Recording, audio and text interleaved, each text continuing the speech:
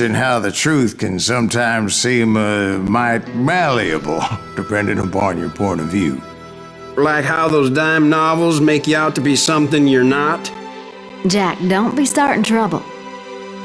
No, he's right. They do tend to exaggerate. Did they exaggerate your part in taking down the Daltons? Well, I was there in the flesh, boy, so I saw what happened firsthand.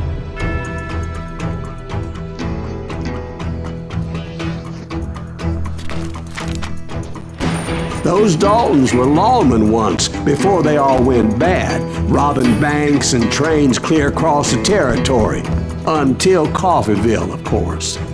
I was one of the citizens who took up arms that day. Fighting on the side of right? I did my best, sir. We all did.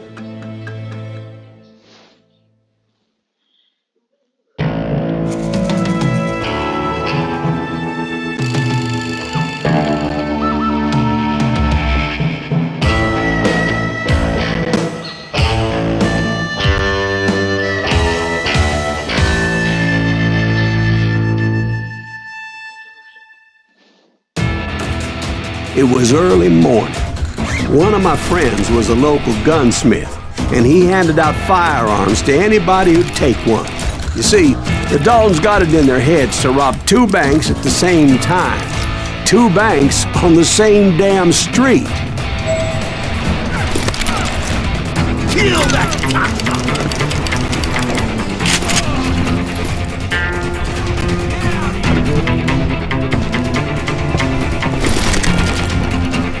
Kill you dead!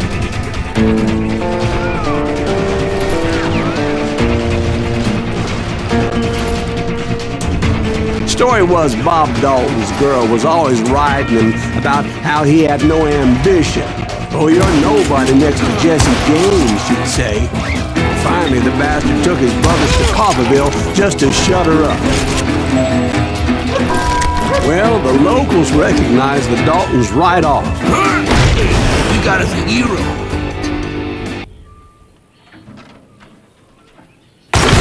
Get away. Half the town took up arms to defend their property.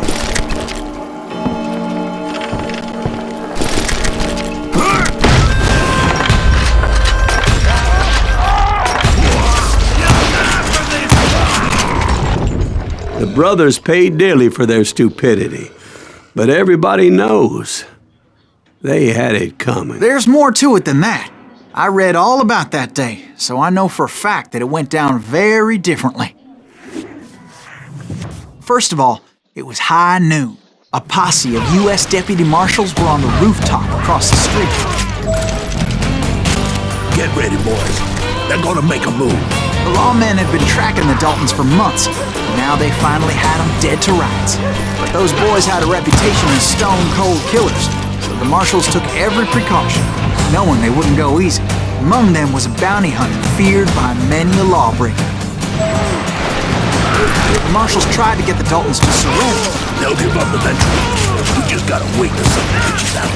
This bounty hunter knew that the brothers were far too proud to ever lay down their guns. Time to fill you full of lead.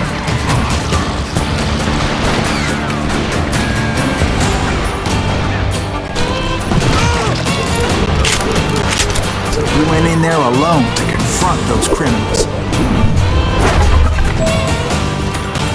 One of the marshals shouted, "Where are you going? Are you crazy?" Hey, where do you think you're going, dumbass? That rifle's mine. But he paid him no mind. He saw a way to get around to the back of the bank. Then he figured out how to hit the Daltons from a direction they weren't expecting. A moment later, he was climbing up a steep ladder, laughing at danger as he did. It was brave men like him who risked their lives to tame this wild country.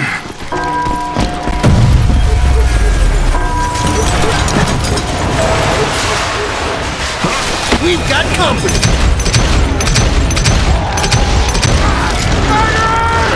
Heroic men like him, who did what other men couldn't or wouldn't to make this country free. Like Jim Bowie, Davy Crockett, He died defending the Alamo. Is that Silas Greaves? Son of a bitch!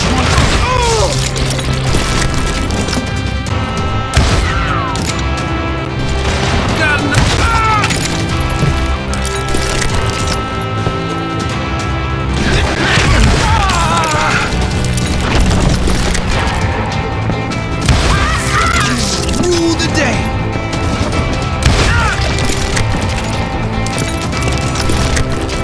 Over there! That's Silas Greaves! What the hell? Blam! He came away victorious, taking down those thieving Daltons.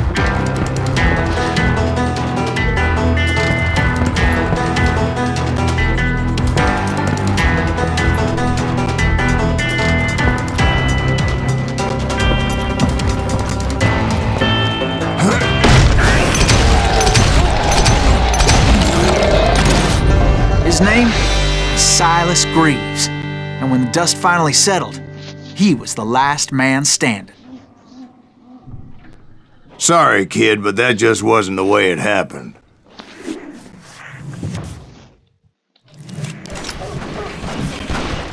It was early evening, not high noon.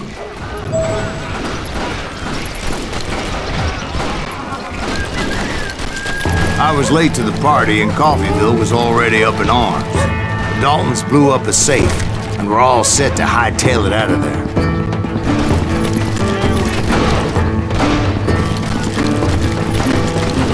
Those pathetic deputies surrounding the bank were dropping like flies.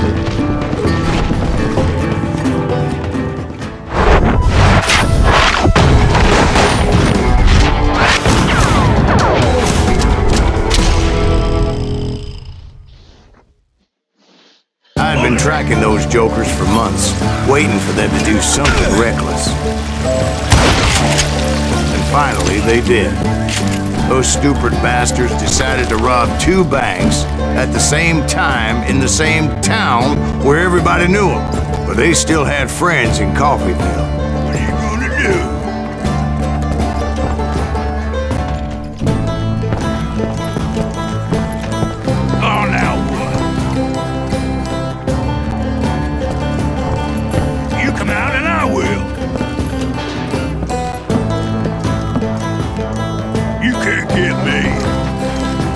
Keep shooting. I don't mind.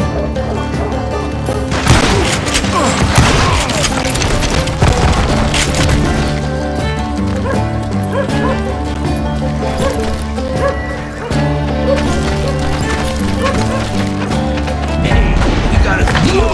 Put some holes in them. Those friends came after me like a pack of wild dogs, tooth and nail. They were coming at me from all directions. I caught sight of the Daltons running with the money and didn't want to lose them. Problem was, they knew the town better than I did. And to top it off, I found myself in the middle of another shootout entirely. Did the Daltons pull up in somebody's house? No, it was the Smiths, I believe. They were cousins of the Daltons. And they were shooting at the Browns, who were shooting at the Daltons. Which wasn't any surprise, because those two families have been feuding forever. Since the Joneses are related to the Browns, they shot at the Smiths, pissing off the Heimhoffers, whose daughter recently married a Smith. Well, bullets were flying every which way as all the old feuds in Kansas caught fire all at once. There was a hell of a lot of pissed off people in Coffeyville that day. But that's just the way life is sometimes. Shit happens.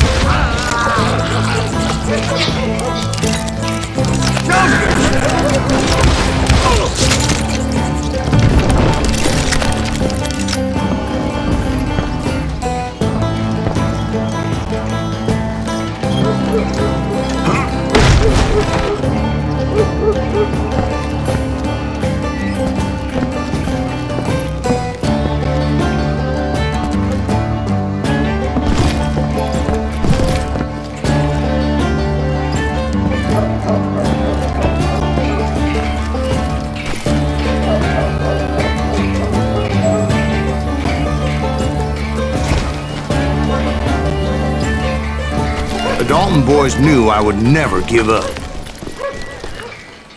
Those Daltons weren't the sharpest knives in the drawer, but they always stood together. They set a trap to slow me down and allow at least 2 of them to escape. The third brother stayed behind to plant me, just in case that trap of theirs didn't work.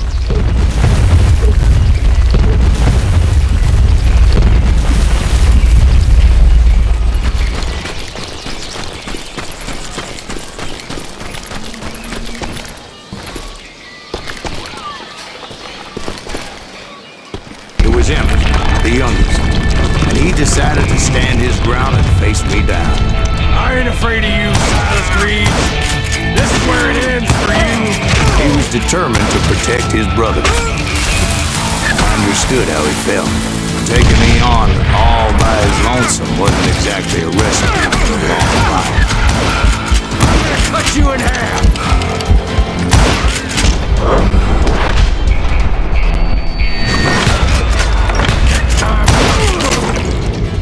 But Emmett Dalton survived the robbery in Coffeyville. He's the only Dalton who did. They say he was shot 23 times. Well, Dwight, who do you think put all those damn holes in him?